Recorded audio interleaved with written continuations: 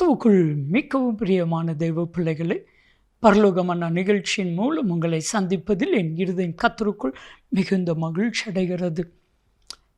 இன்றைய பரலோகமன்னா, உன்மேல் ஆசீர்வாதங்கள் தங்கும். இன்றைக்கி நம்ம வாழ்க்கையில் ஆசீர்வாதங்கள் தங்குதா, உங்கள் வாழ்க்கையில் தங்குதா அப்படின்னா இல்லை. நிறைய பேர் சம்பாதிக்கிறோம், வர்ற பணம் எப்படி போகுதுன்னே தெரியல. ஓட்டப்பையில் பொத்தலான பையில் போட்டது போல் போய்விடுகிறது. 10 நாள் இருக்குது, 15வது நாள் நம்ம மற்றவங்கள்ட்ட எதிர்பார்க்கக்கூடிய ஒரு சூழ்நிலை. இது எல்லாவற்றையும் கர்த்தர் மாற்றப் போகிறார். உங்கள் மேலே, உங்களுடைய குடும்பத்தில், உங்களுடைய கையில் ஆசீர்வாதங்கள் தங்கும். வேதம் சொல்லுது, நீதிமொழிகள் 10:6 வாசித்து பாருங்க. நீதிமானின் சிரசின் மேல் ஆசீர்வாதங்கள் தங்கும். என் அன்பு தேவ பிள்ளைகளை, நீங்கள் கையின் பிரயாசங்கள், உங்களுடைய முயற்சிகள் எல்லாம் வீணாகாமல் உங்களுக்கு அது தங்க போகிறது. கர்த்தர் உங்கள் சிரசின் மேல் ஆசீர்வாதத்தை தங்க பண்ணுவா. அன்பான தேவ பிள்ளைகளே, இன்றைக்கு ஒரு மனிதனுடைய வாழ்க்கையில் ஆசீர்வாதங்கள் தங்கணும். முந்தி ஒரு காலத்தில் ஒரு பழமொழி சொல்லுவாங்க, கேட்டிருக்கீங்களா? வரவு 8 அணா, செலவு 10 அணா, அந்த குடும்பம் உருப்படாது அப்படின்னு சொல்லுவாங்க. அப்படின்னா என்ன அர்த்தம்? வரவு 8 அணா, ஆனால் செலவு 10 அணா. வரவுக்கு மிஞ்சி செலவு. அப்போ எப்படி நம்ம கையில் தங்கும்? ஆண்டவரிடத்தில் நீங்கள் கேட்கணும், ஆண்டவரே, நான் எதை குறைக்க வேண்டும், என்னென்ன செலவுகளை குறைக்க வேண்டும், என் ஆசீர்வாதம் எப்படி தங்க வேண்டும். சில பேர் இருக்கிறாங்க, வரும் பொழுது நல்லா என்ஜாய் பண்ணிக்கிடுவாங்க, ஆனால் அதை சேமித்து வைக்க வேண்டும், அந்த ஆசீர்வாதம் நம்மகிட்ட தங்கணும்னு நினைக்க மாட்டாங்க. அதற்கு அப்புறவு மற்றவங்ககிட்ட போய் நிற்பாங்க. வேதனைக்குரிய காரியம்.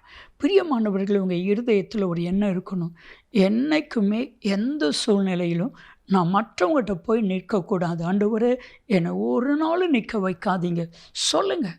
ஆண்டவர் ஒரு நாள் நிற்க வைக்க மாட்டார். உங்கள் மேலே ஆசீர்வாதம் தங்கும். இயேசு 2 சீசர்களை அனுப்பும் பொழுது என்ன சொன்னார் தெரியுமா? லூக்கா 10வது அதிகாரம் 6ஆம் வசனம். நீங்கள் ஒரு வீட்டில் போய் அந்த வீட்டுக்கு சமாதானம் உண்டு, ஆசீர்வாதம் உண்டு என்று சொல்லுங்க. நீங்கள் சொல்லுகிற அந்த ஆசீர்வாதம் அந்த வீட்டில் தங்கும். ஆண்டவர் சும்மா எதையும் சொல்ல மாட்டார். உங்கள் வாழ்க்கையில், உங்கள் குடும்பத்தில் ஆசீர்வாதம் தங்கலைன்னா, உங்கள் மேலே ஆசீர்வாதம் தங்கலைன்னா, ஆண்டவரிடத்தில் கேளுங்க, ஆண்டவரே, என்னுடைய குறை என்ன? நான் காரணம் இல்லாமல் செலவு பண்ணுகிறேன்னா, காரணம் இல்லாத காரியத்தில் நான் தலையிடுறேன்னா, ஆண்டவரே, நான் எதை சரி பண்ணணும்? கர்த்தர் கற்றுக் கொடுப்பா. ஒரு குடும்பம் என்னை தேடி வந்தாங்க. ஸோ கர்த்தர் அவங்கள பார்த்து சில காரியங்களை சொல்ல சொன்னார். உன்னுடைய தொழிலை நீ விருத்தி அடைய பண்ணணும், இந்தந்த செலவுகளை 2 வருஷம் நீ செலவு பண்ணாமல் அதை மிச்சம் எடுக்கணும், சில காரியங்களை சொன்னாங்க. அந்த சகோதரி அப்படியே கேட்டாங்க, அந்த சகோதரர் அப்படியே கேட்டாங்க. 3வது வருஷத்தில் என்னை தேடி வந்து சொன்னாங்க, ஒரு காணிக்கையும் கொடுத்துட்டு சொன்னாங்க, கர்த்தர் எங்களை ஆசீர்வதித்து விட்டா, நாங்கள் சொந்த வீடு கட்ட போகிறோம். அதுக்கப்புறம் ஒரு சொந்த வீடை கர்த்தர் கொடுத்தா. இன்றைக்கி அந்த வீட்டில் ஆசீர்வாதம் தங்கி இருக்குது. என் அன்பு தெய்வ பிள்ளைகளே, உங்கள் வீட்டில் ஆசீர்வாதம் தங்குதா? உங்கள் கையில் ஆசீர்வாதம் தங்குதா? உங்கள் சிரசின் மேல் ஆசீர்வாதம் தங்குதா? உங்கள் வாழ்க்கையில் ஆசீர்வாதம் தங்குதா? இல்லையா? ஆண்டவரிடத்தில் சொல்லுங்கள், என் மேலே ஆசீர்வாதம் தங்கணும் ஆண்டவரே, என் வீட்டில் ஆசீர்வாதம் தங்கணும் ஆண்டவரே, என் சிரசு மேலே ஆசீர்வாதம் தங்கணும் ஆண்டவரே.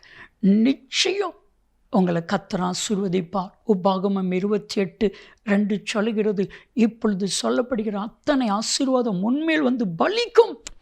உங்கள் வாழ்க்கையில் கர்த்தர் ஆசீர்வாதத்தை கட்டளையிடுவார். ஜெபிக்கலாமா?